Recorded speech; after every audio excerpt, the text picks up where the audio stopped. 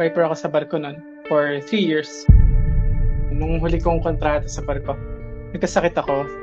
So, na-repatriate ako. Yung work ko po kasi is OS po, Ordinary Seaman. Yun po yung parang lowest rank sa barko. Sa barko po, sobrang hirap, bugbog sa katawan, laging on call. Tapos, yun po, malayo sa family, ganyan. Parang hindi ko lang din po ma-feel yung growth sa para ma-promote.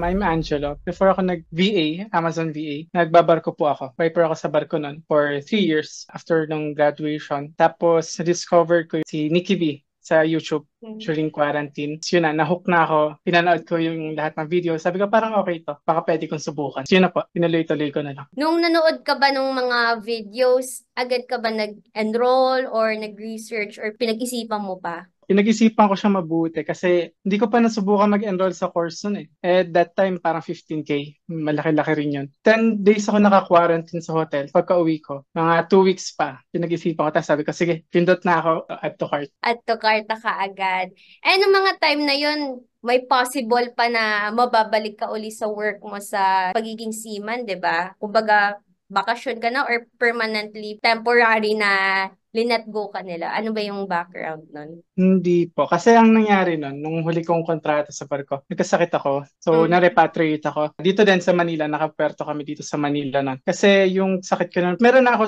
noon dati before pa ako nagbabarko. Bumabalik-balik siya. Nati-trigger kasi siya kung ano yung nature talaga ng work namin sa barko, which is puro buhat, yung mga ganong bagay. Kasi blue collar kami, blue collar job. Ayun, napauwi ako. No choice talaga. Parang napilitan ako mag-isip ng other sources of income or alternative way na para kumita. Bukod sa pagbabar. So the decision was health-wise kasi nakakapagod nga talaga yung work niyo, very physical. Tapos naranasan ko sumakay ng Roro, sobrang nakakahilo. Sabi ko, paano ng mga seaman? Sila naglalakad pa. Samantala kami mga pasahero, nagsusuka na sa tabi.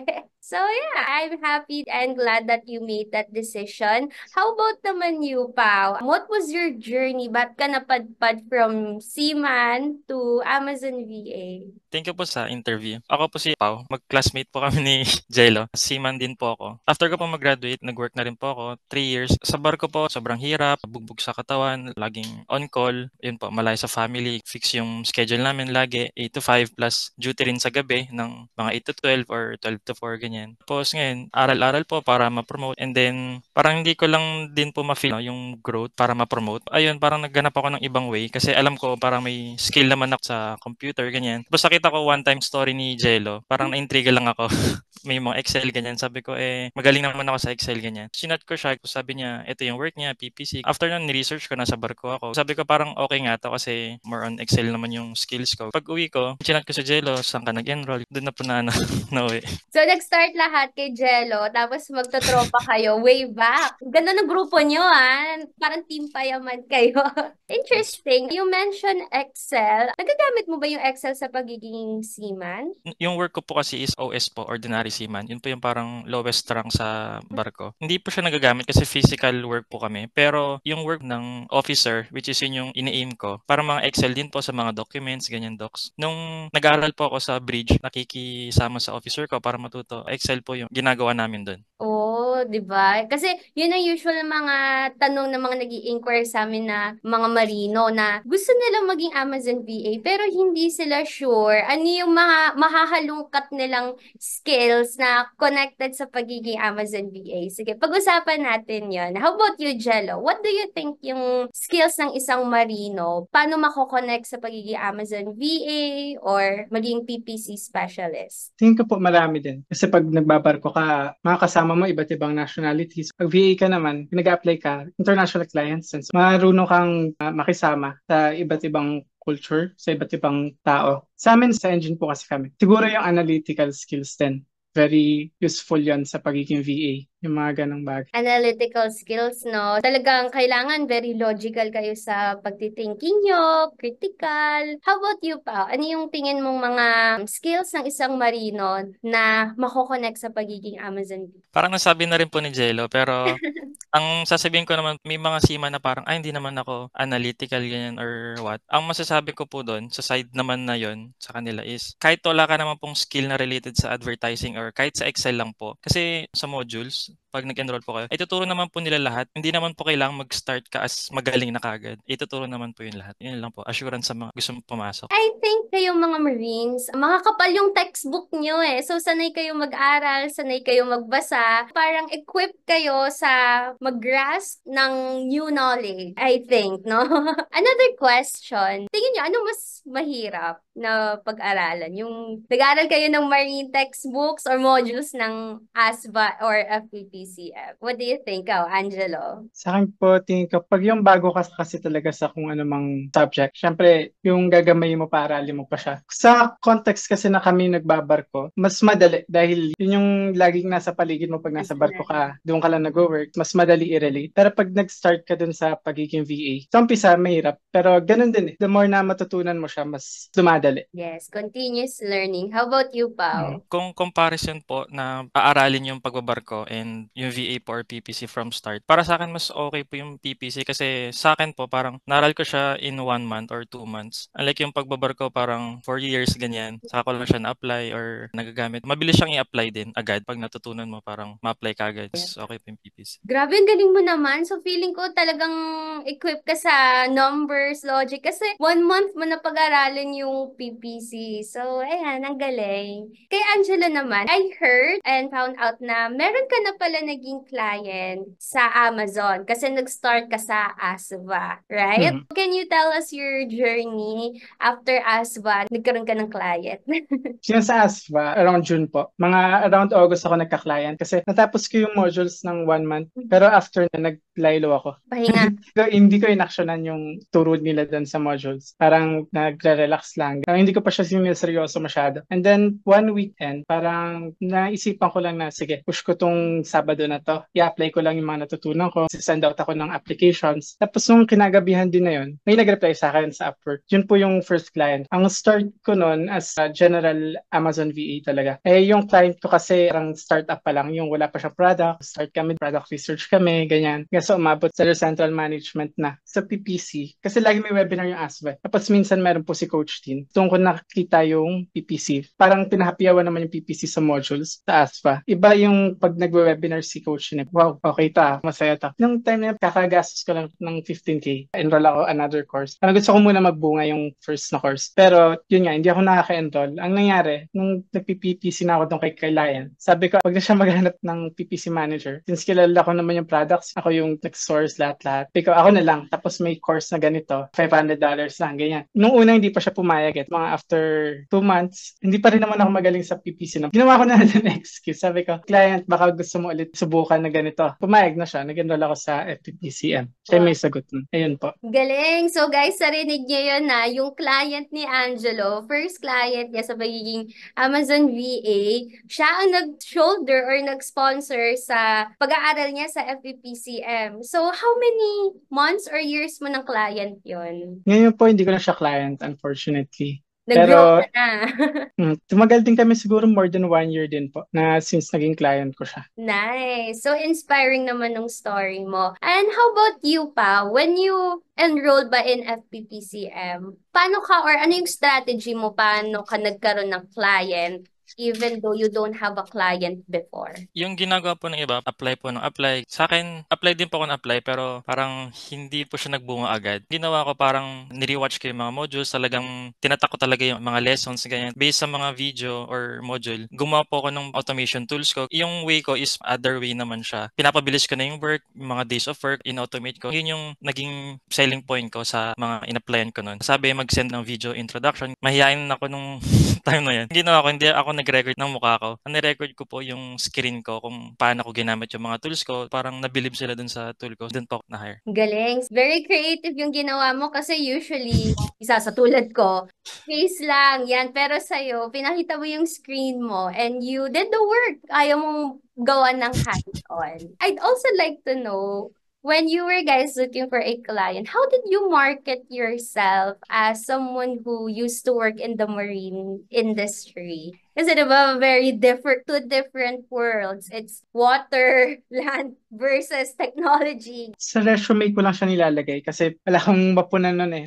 Very ang hirap lagyan ng resume ko. So nilagay ko na lang na, ayan, nagbabarko ako ng skills ko, nag-work with different nationalities, yung strong analytical skills. Pero sa totoo lang po, nung naland ko yung first client, it's more on paano mo ibebenta yung services mo sa kanila. Kasi sila, pag naghahanap sila ng VA, naghahanap sila ng tutulong sa problema nila. Kailangan mo lang i-position yung sarili mo na paanong ikaw yung solusyon dun sa problema nila. Hindi na kailangan na i-highlight mo pa na ganito ako, ganyan. Okay, ganito yung problema mo. Sige, ganito yung gagawin natin dyan. Ganito yung mga pwede natin gawin. Ipakita mo sa client na paano mo sila matutulungan. Na ikaw yung sagot sa problema nila. Tama, no? It's more on what's in it for the client. Bago mo ibenta yung sarili mo, dapat what you can bring to the table. And that's what you did. How about you, Pao? Paano ka nag-apply bilang ang experience mo before ay seafarer sa mga Amazon clients na naghahanap ng VA? Pag-check po nila yung resume mo is ang background is pang seaman, magugulat po sila na bigla ka dito sa advertising, ganun. So tingin ko po para tapalan po yung ganung issue is inaral ko lang po talaga yung modules nun. Parang dinaan ko na lang din po sa interview kasi wala na rin po talagang connect sa mga nag-interview or sa mga client. Hindi na po nila inintindi yung ibang background or yung ginawa mo before. Ang importante sa kanila, yun nga po yung sabi po ni Jello, is yung solution po na mabibigay niyo sa kanila. So, ayun. Yes, I agree. Sometimes talaga yung sarili lang naman natin yung nagpipigil sa atin. Wala naman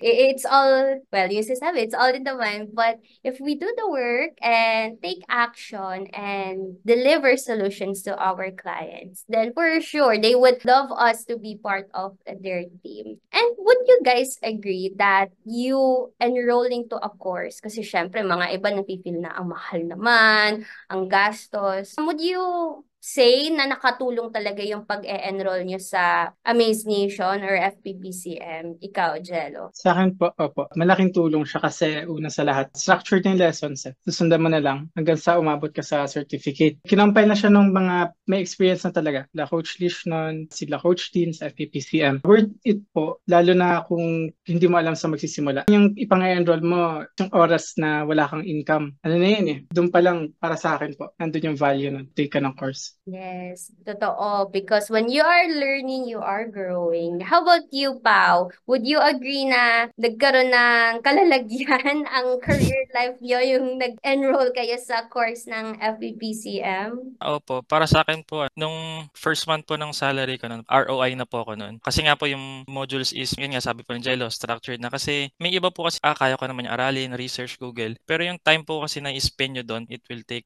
months po, ganyan. Kesa dun sa structured course na po na sobrang laking time po yung matitipid nyo at makapag-start na po kayo mag-work, mag-start na po kayo mag-earn. Investment po talaga siya. Sa Discord po, yun, 24/7 yung mga tao. So may matatanungan po talaga ako doon. Hindi lang po kasi yung module binili namin, yung community din po kasi. Galing no, sabi mong 1 month ROI mo na kasi knowing yung magkano yung price, di ba? 1 month mo lang na kuha sa iyong first client. So, congratulations.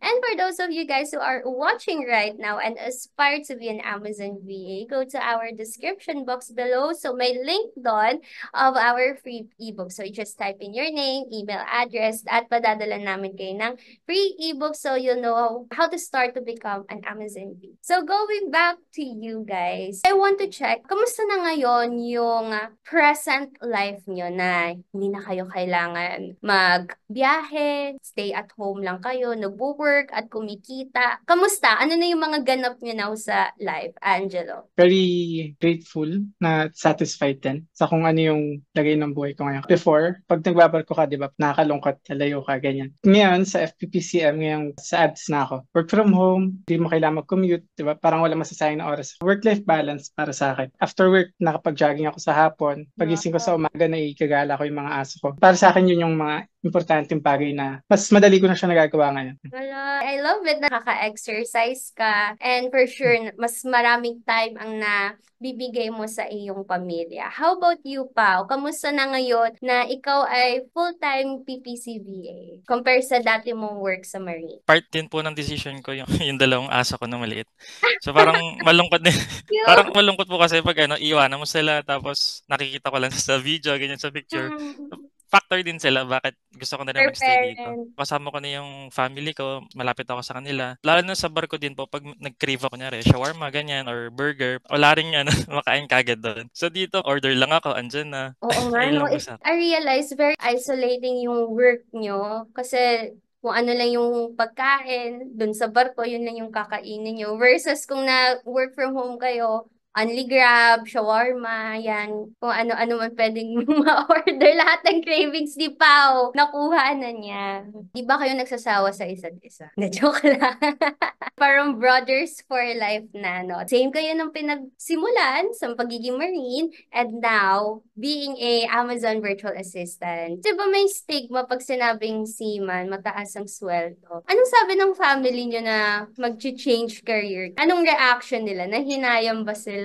Anong sabi nila? Ikaw, Pao? Parang normal naman po yun kasi hindi pa po nila alam yung pinapasok ko. Siyempre, alam na po nila na yung ganito yung sahod ko, ganyan. Pero once na parang mapakita niyo po sa kanila or malaman nila na okay ka naman pala, same lang din ang sahod doon, naging supportive naman na po sila nung nalaman po nila. Lalo na sa mga traditional na family members na, ano yun? Amazon? VA? Ano yan? Sa bahay ka lang? Mga ganon. I'm glad that your family was very supportive after that. How about you, Angelo? Sa akin po, medyo matagal bago nila nag-grasp na okay din pala yung ganitong career. Kasi yung pag-VVA, hindi siya kilala talaga masyado. Anong time na yun siguro. Ngayon kasi sikat na yung pag-VVA talaga. Dati po, isasuggest pa nila, magpulis ka na lang kaya. O kaya magbumbero ka kaya. Yung ganun. Tapos sabi ko, okay na ako dito. Mahirap din kasi talagang ipaliwanag kung ano yung ganitong work kumpara sa yung may inaral ka tapos yung tinatrabaho mo talaga, di ba? As long as, di ba, no, may naibibigay naman tayong share at the end of the day sa ating mga mahal sa buhay. Okay na sa kanila yun. Usapan naman tayong comparing sa kung anong sweldo nyo now versus before. So, napag-usapan namin off-cam na magiging technical sila. I-compare nila sa mga positions, sa mga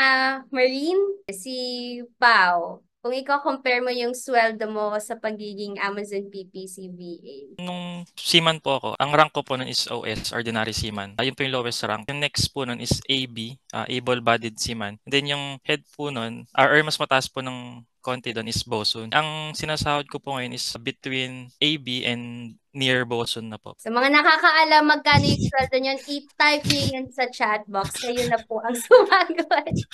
How about you, Angelo? Sa akin po ngayon, siguro pang third engineer sa magandang kumpanya. Ano kasi ako nun Vipers, triple nung sahod ko dati as swiper. Yes! Happy! I-share ko lang po pala. Yung sinabing salary is ano po yun. Isang agency lang po ako ngayon. Wala pa akong direct. Kung masipag po kayo or kaya nyo po talaga as nakabuild na kayo ng system, yung sahod is matutumbasan nyo yung third officer to second officer po. Sa case ko po ngayon, isa lang po yung client ko, agency. Kaya ganun po yung range. What Pao is trying to say, mas higher pa doon sa sinabi niyang marine position kanina. Kasi because you have the freedom to choose or pick how many clients you want to have in a month. Before I let you go, guys, would you recommend to the Marines out there na aspiring Amazon VAs because of course, napakinggan nila ang inyong mga story. And mga iba ay nasa work pa, nasa laot pa. Would you suggest na mag-enroll sila habang nasa laot sila? Sige, Pao. Kung may stable connection, sige po. Kasi may ibang barko po parang wala pong internet, kanya yung mga maliit na barko or mga maliit na company. Pero yung last na barko ko po, parang stable po yung internet namin.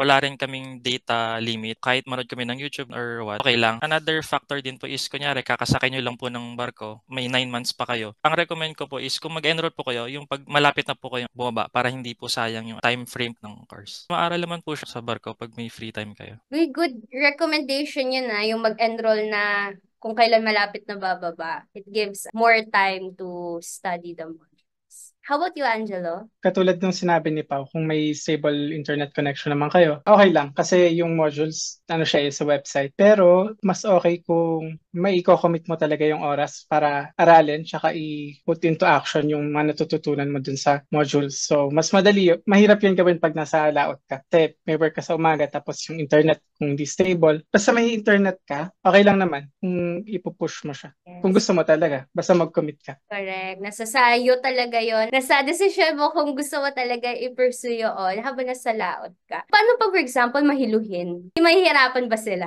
habang nag-aaral, may waves na ganyan? Mas mahirap ba Ah, yun? Sanay kayo, no? Sanay naman po kasi kahit umaalam po, nakakanood naman kami ng mga movies, Hmm. K-drama. Same lang din ng course, video din siya. Kaya naman po.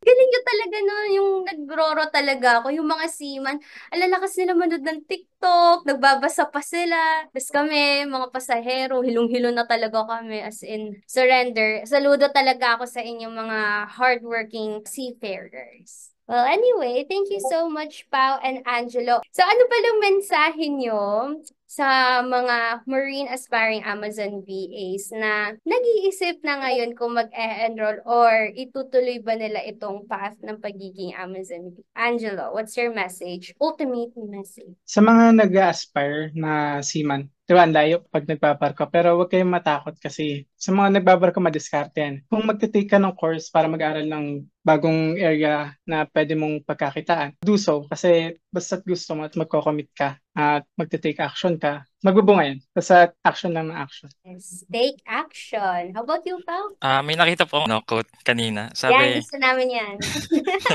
sabi pa, when it feels scary to jump, that's exactly when you jump daw. Sa mga seaman po kasi, pag uwi po, may bakasyon pa po yan. Pwede po nilang i-declare kung kailan po yung next na sakay nila. So after 5 months, kung umuwi, doon nyo ako tawagan para ma-assign sa next na barko. So yung time po na yun, pwede po kayong habaan yung time para ma-explore nyo po talaga yung course. Before pa sila bumaba, po mag-ipon na sa bakasyon nila, saka po nila bigyan ng time yung module. Pag feel nila na hindi para sa kanila, hindi naman na pag nag-course ka na or binili mo na parang hindi ka na makakabalik sa barko. So ayun po, makakabalik ka pa naman po sa barko kung di mo feel. Correct. Plus, nakadagdag ka pa ng knowledge and skills. Thank you so much, guys. This is the first time na meron tayong group of seafarers. Talaga naman super inspiring sa inyong mga stories. And thank you so much for sharing your journeys. Naging honest and transparent kayo sa mga napagdaanan nyo. So for those of you guys who are watching, thank you for watching up until this moment. So Angelo and Pau, are you a proud member of FPPCM? Yes Yes, po, ma'am. 100%. Thank you so much for watching this video. If you want to know more about freelancing, follow us on our Facebook, TikTok, LinkedIn, and Instagram page. And if you have any inquiries, just contact the number on your screen. This is your Amaze Nation brand ambassador, Nina, and with Amaze Nation, we provide life-changing learning for extraordinary living. See you next time.